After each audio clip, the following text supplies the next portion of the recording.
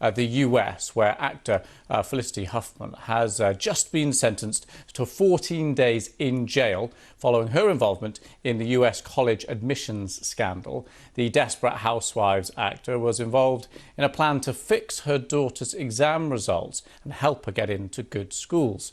Well, in a letter to the judge, Huffman described her desperation to be a good mum as one of the reasons that she was actually involved. Well, let's go straight to the BBC's Gary O'Donoghue. So we've just had the sentence, Gary, 14 days.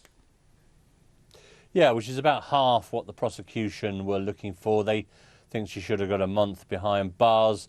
As well as the 14 days, there's a fine of $30,000 and some community service, 250 hours of that. So she has said in court just before that sentencing that she would deserve whatever she got, and she's now just emerged from court not saying anything. She'll report to prison in 6 weeks' time, and I think in many ways her sort of demeanour has probably helped her here, in part particularly because she pled guilty very quickly.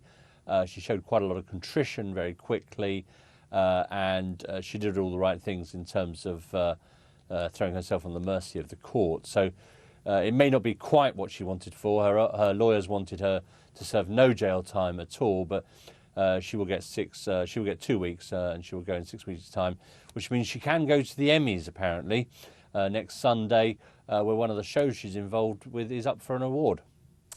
Interesting. And Gary, remind us what actually happened here. What did she do?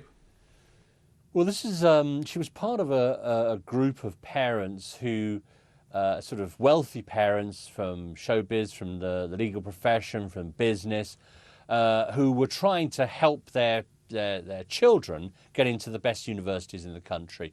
And that involved in various ways helping to fix what they call SAT scores here, which are effectively sort of exams that universities judge you on.